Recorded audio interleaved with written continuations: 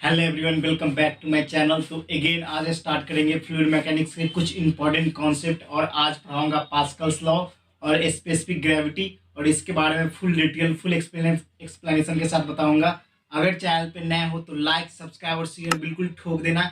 Start करते हैं आज का सेशन और आज का सेशन बहुत इंपॉर्टेंट है और पास्कल लॉ का एप्लीकेशन भी बताऊंगा। तो देखिए, सबसे पहले स्टार्ट करते हैं change in density of liquid. इससे पहले मैंने change in density of liquid मैंने एक फॉर्मूला आपको बताया था। जब आपका वॉल्यूम कांस्टेंट हो और मास m1 या m2 हो तो आप डेंसिटी d1 एंड d2 है तो उसको कैलकुलेट कैसे करते हैं। तो उसमें मैंने आपको बताया था कि टोटल चेंज इन डेंसिटी क्या आता है। Total change in density d1 plus d2/2, क्योंकि उसमें वॉल्यूम कांस्टेंट था, दोनों का वॉल्यूम कांस्टेंट था। उसका जो मैंने बताया था डेंसिटी ये था।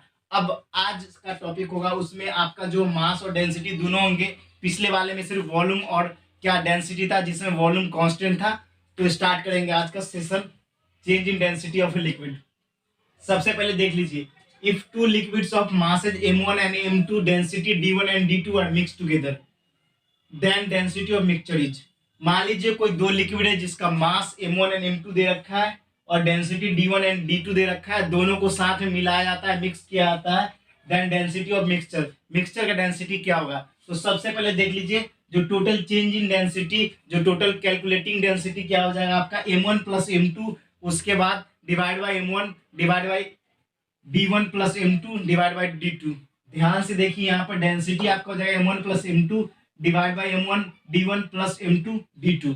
ध्यान रखना, इंपॉर्टेंट फॉर्मूला। ऐसे इससे क्वेश्चन बनता नहीं है, मगर कभी बन जाए तो वो आपके लिए इंपॉर्टेंट है। और वो डेंसिटी वाला जब वॉल्यूम कांस्टेंट था और उसमें दो डेंसिटी दे रखे थे दो डिफरेंट लिक्विड के, तो उसको कैसे कैलकुलेट करना था, d is equal to d1 plus d2/2, वो तो मैंने बता दिया था कल। और सेकेंड का मैंने ये बता दिया। अब बात करेंगे रिलेटिव डेंसिटी का। देखिए, रिलेटिव डेंसिटी बेसिकली बहुत आसान है, इजी है। बहुत सारे बच्चे इसमें कंफ्यूज थे, कंफ्यूज नहीं होना है। रिलेटिव डेंसिटी को बोलते हैं स्पेसिफिक ग्रेविटी। रिलेटिव डेंसिटी को ही बोलते हैं स्पेसिफिक ग्रेविटी। और रिलेटिव डेंसिटी और स्पेसिफिक ग्रेविटी होता क्या है, जैसे देख लीजिए, कोई भी रेशियो लेते हैं किसी भी डेंसिटी ऑफ ए सब्सटेंस, कोई भी सब्सटेंस हो गया, और डेंसिटी ऑफ स्पेस वाटर का डेंसिटी कब कितने पे, 4 डिग्री सेल्सियस पे।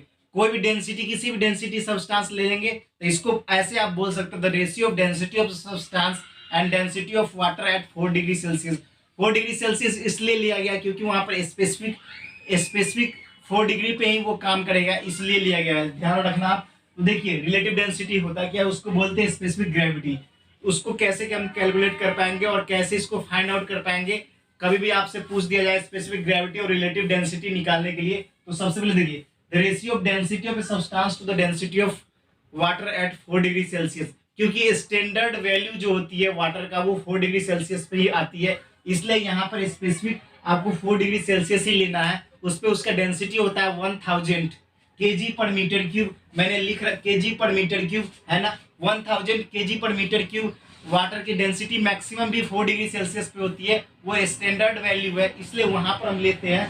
तो याद रखना आप, जब भी आपसे पूछे रिलेटिव डेंसिटी और स्पेसिफिक ग्रेविटी, तो ध्यान रखना द रेशियो ऑफ क्या हो जाएगा, the ratio of substance and ratio of density of water at 4 degree Celsius.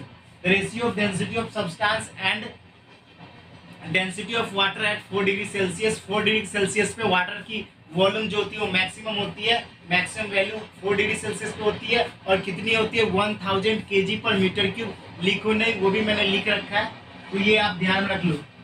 उसके बाद रिलेटिव डेंसिटी होता है density of substance divided by density of water at 4 degree Celsius. इतना तो आप जानते होगे, मगर एक और होता है, वो ध्यान रखना, वो आपके एग्जाम के इंपॉर्टेंट है, खासकर जेई वाले बच्चे और जो कॉम्पिटेटिव का तैयारी करते हैं उनके लिए। देखिए, mass of any volume of substance, कोई भी वॉल्यूम किसी भी सब्सटेंस का, mass of any volume of substance divide by mass of volume equal to the water at के बाद नहीं दिख रहा हो वो 4 डिग्री सेल्सियस है, लिख लेना, कॉपी में नोट डाउन कर लेना, एट 4 डिग्री सेल्सियस। हमेशा स्टैंडर्ड वैल्यू लिया जाता है और वाटर जो मैक्सिमम होता है उसकी कितनी होती है, 4 डिग्री सेल्सियस पे, इसलिए 4 डिग्री सेल्सियस ले रखा है। तो mass of any volume of substance, the ratio of mass of any volume of substance and mass of equal volume of water at 4 degree Celsius. इतना तो आप समझ गए। और इतना आपको समझ में आ गया रिलेटिव डेंसिटी क्या है। Relative density basically density of any substance, the ratio of density of any substance and density of water at 4 degree Celsius. 4 degree Celsius क्यों बोला? क्योंकि वाटर की डेंसिटी मैक्सिमम होती है वहां पर, और उसकी वैल्यू कितनी होती है? 1000 kg पर मीटर क्यूब। अब बात करते हैं, इतना तो समझ में आ गया। अब आपसे पूछ लिया जाएगा एग्जाम में most important question, star mark कर लो इसको। जब भी आपसे पूछा जाता है रिलेटिव डेंसिटी की यूनिट क्या होती है, तो ध्यान में रखो रिलेटिव डेंसिटी की यूनिट होती है, कोई यूनिट नहीं होती है। क्यों कोई यूनिट नहीं होती है? क्योंकि सारे जो भी उसमें होते डायमेंशन कट जाते हैं, इस वजह से उसकी कोई यूनिट नहीं होती है। और डेंसिटी ऑफ वाटर मैक्सिमम कितना होता है? 4 डिग्री सेल्सियस पे होता है। तो 4 डिग्री सेल्सियस पे इसकी वैल्यू कितनी होती है वो जान लो आप, 1.0 इंटू 10⁻³ kg पर मीटर क्यूब, kg पर मीटर क्यूब। याद रखो डेंसिटी ऑफ वाटर मैक्सिमम किस पे होता है? 4 डिग्री सेल्सियस पे। और अगर वहां पे डेंसिटी आपसे पूछ ली कितना होता है उसका मास, तो आप बता सकते हो कि उसका कितना था? 1.0, मतलब वही 1.0 इंटू 10⁻³ मतलब 1000 kg पर मीटर क्यूब। यहाँ तक आपको आसानी से समझ में आ गया होगा। अब बात करेंगे पास्कल्स लॉ, पास्कल साहब का नियम। अगर यहाँ तक देख रहे हो तो जल्दी जल्दी से लाइक का बटन दबाओ और फिर स्टार्ट करेंगे पास्कल्स लॉ। इस पे कम से कम 50-100 तक लाइक होने चाहिए, और साथ में चैनल को सब्सक्राइब भी करते रहना। देखिए पास्कल लॉ होता क्या है। पास्कल लॉ बहुत सारे बच्चे पढ़े होंगे लेकिन उनको पता नहीं होगा कि पास्कल लॉ होता क्या है। इसके एप्लीकेशन, इसके डायग्राम बना के बताऊंगा ना, पूरे दिमाग में छप जाएगा, पूरे अच्छी तरह इमेज समझ जाए, छप जाए। क्योंकि बच्चे जो होते हैं डिजिट रिमेंबर नहीं कर पाते, कोई भी डेफिनेशन जल्दी रिमेंबर नहीं कर पाते। किसी चीज को इमेज के द्वारा फॉर्मेशन करके समझाया जाता है तो वो आसानी से समझ लेते हैं। तो देखिए कैसे समझते हैं पास्कल लॉ। सबसे पहले डिफिनीशन पढ़ लेते होता क्या है। Pressure applied on enclosed liquid then it transmitted into entire liquid without being diminished in magnitude.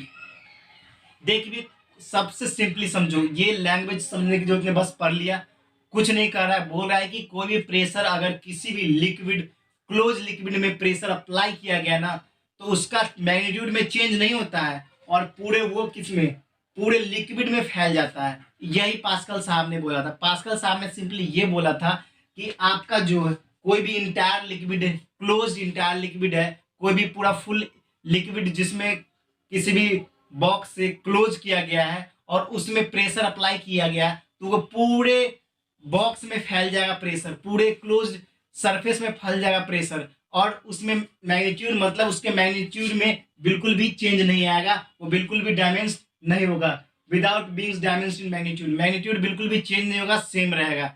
बस इतना ही सिंपल बोला पास्कल साहब ने कि कोई भी मान लीजिए क्लोज लिक्विड में अगर प्रेशर अप्लाई आप करते हैं, प्रेशर अप्लाई जैसे ही करोगे तो वो जो है पूरा लिक्विड में फैल जाएगा। क्लोज जो भी किसी सरफेस, किसी अंदर किसी भी लिक्विड, किसी भी सरफेस के अंदर लिक्विड जो अंदर इंक्लोज होगा उसके अंदर पूरे जो है प्रेशर फैल जाएगा, मगर उसमें मैग्नीट्यूड का बिल्कुल भी चेंज नहीं होगा, ना मैग्नीट्यूड खत्म होगा, सेम ही रहेगा सब जगह मैग्नीट्यूड। ये ध्यान में अब याद कर लोगे, नोट कर लो, दिमाग में छाप लो। अब इतना भी नहीं समझे कोई दिक्कत नहीं है, अब समझेंगे इसको डायग्राम के साथ। और कैसे, देखिए सबसे पहले देख लीजिए यहाँ पर, मान लीजिए मैंने ये क्लोज सरफेस ले लिया जिसके अंदर वाटर है, वाटर है क्लोज सरफेस के अंदर। उसके बाद देखिए मैंने प्रेशर अप्लाई किया, प्रेशर मैंने जैसे ही अप्लाई किया तो यहाँ का प्रेशर, यहाँ का प्रेशर, यहाँ का प्रेशर, यहाँ प्रेशर, यहाँ प्रेशर, यहाँ का प्रेशर, यहाँ का प्रेशर, चाहे जिस भी जगह का प्रेशर आपसे पूछा जाए ना, सब में प्रेशर सेम हो जाएगा, पूरे लिक्विड में ट्रांसमिट हो जाएगा, याद रखना। और मैग्नीट्यूड में बिल्कुल भी चेंज नहीं आएगा। सिंपली यही याद रखो कि कोई भी सर क्लोज डायग्राम है, कोई भी क्लोज सरफेस है, उसके अंदर हम क्या वाटर फिल कर दिए और इसमें प्रेशर अप्लाई कर दिए। प्रेशर अप्लाई करने के बाद प्रेशर में कोई चेंज नहीं आएगा, पूरे जो क्लोज सरफेस है उसमें प्रेशर डिस्ट्रीब्यूट हो जाएगा और उसमें उसके मैग्नीट्यूड में बिल्कुल भी चेंजेस नहीं आएंगे। ये आप ध्यान रखना। याद करवा दिया ना आपको, बस सिंपली तरीके से, सिंपल लैंग्वेज में, और ज्यादा कुछ नहीं जानना है। अब बात करेंगे इसके एप्लीकेशन की, इंडस्ट्रियल एप्लीकेशन, जो आपको बेसिकली पढ़ना, जो इंजीनियरिंग में मैकेनिकल इंजीनियरिंग पढ़ोगे, सिविल इंजीनियरिंग पढ़ोगे, उसमें आपको पढ़ाया जाएगा कि कहाँ कहाँ ये यूज किया जाता है। मगर ये एप्लीकेशन आपके एग्जाम के लिए इंपॉर्टेंट है और हर एक एग्जाम में पूछा जाता है। आपके जेई, नीट, एनडीए, एयरफोर्स, सारे एग्जाम के लिए इंपॉर्टेंट है। तो सबसे पहले, और जितने भी एग्जाम है सब एग्जाम में ये पूछे जाते हैं, बेसिक क्वेश्चन है। तो आप याद रखना, जब भी आपसे एप्लीकेशन पूछे पास्कल्स लॉ का, तो आप ध्यान रखना जो भी आपका हाइड्रोलिक ब्रेक्स, मान लीजिए जो भी कार देखते हो उसके जो ब्रेक्स होते हैं वो हाइड्रोलिक से बना रहता है, और वो वर्क भी करता है किसके, पास्कल्स लॉ के प्रिंसिपल पे वर्क करता है। पास्कल साहब की प्रिंसिपल पे वर्क करता है कौन, हाइड्रोलिक ब्रेक्स। जितने bikes new new sports bikes देखते होंगे, चाहे car, different types of car, जो महंगे महंगे कार आते हैं, चाहे जो भी कार है उस कार में यूज किया जाता है हाइड्रोलिक ब्रेक्स। आप ध्यान रखना, हाइड्रोलिक ब्रेक्स जो है वो बेसिकली पास्कल साहब ने दिया था, और ये जो यूज किया जाता है किसमें, पास्कल लॉ के एप्लीकेशन के द्वारा यूज किया जाता है। हाइड्रोलिक लिफ्टर, जब भी आप देखोगे, मान लीजिए बहुत हेवी हेवी लोड्स कोई क्रेन उठाता है, और कहीं कोई लिफ्ट है, लिफ्ट में भी इसका यूज किया जाता है फॉर हेवी हेवी लोड के लिए, पर्पज के लिए यूज किया जाता है। तो याद रखना, हाइड्रोलिक लिफ्टर भी यूज किया जाता है, लिफ्ट में भी यूज होता है, हेवी लोड के लिए भी इसका पास्कल साहब का नियम स्टार्ट।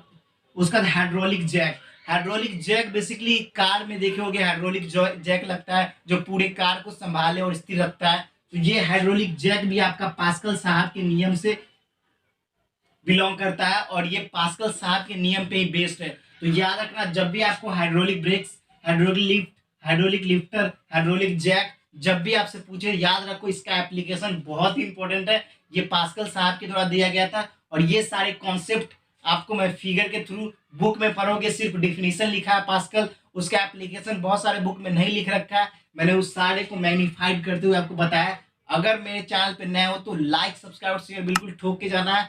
फिर मिलेंगे नेक्स्ट वीडियो में, और जल्दी जल्दी से कमेंट सेक्शन में बताना कि आपको ये वीडियो कैसा लगा और इसके एप्लीकेशन कैसे लगे, और आपको पास्कल लॉ फिगर के द्वारा समझ में आया कि नहीं। तो फिर मिलते हैं नेक्स्ट वीडियो में, फिलहाल इतना ही।